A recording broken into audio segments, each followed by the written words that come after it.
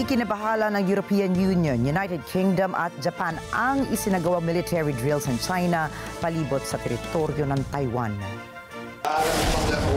Wir schauen natürlich genau hin und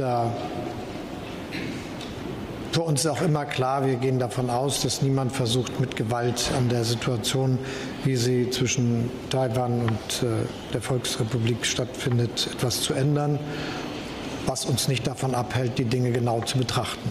Natürlich gibt es Fragen, die ich als deutscher Bundeskanzler zu lösen habe, über die wir auch gesprochen haben. Und ich will gern sagen, dass es unverändert. Ich habe auch den Eindruck, unsere gemeinsame Hoffnung ist, dass es bis Ende Oktober eine Verständigung mit China geben wird. Ayon sa Beijing, nagsisilbi itong babala sa mga grupo at bansang sumusuporta sa kasarinlan ng Taiwan at sumasalungat sa One China policy.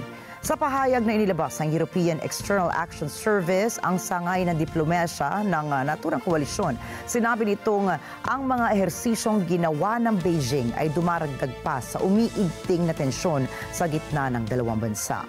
Dagdag pa nitong may direktang interes ang EU sa pagpapanatili ng status quo sa Taiwan Strait at lubos nilang lalabanan ang kahit anong banta sa kapayapaan ng nasabing rehiyon.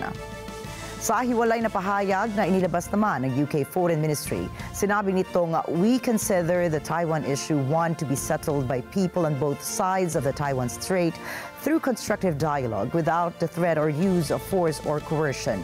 We call for restraint and the avoidance of any further actions that may undermine peace and stability.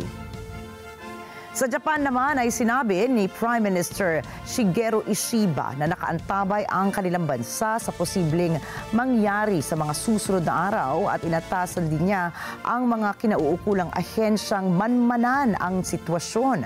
Iginiit nitong ang pagpapanatili ng kapayapaan at katahimikan sa Taiwan Strait ay isang importanteng issue ng kanyang gabinete. Nanawagan ang mga bansang maghunos dili ang magkabilang kampo at iwasan na ang mga gawaing maaaring pagsimula ng engkwentro kung nais nila ay maaaring idaan sa dialogo ang kanilang mga hinaing.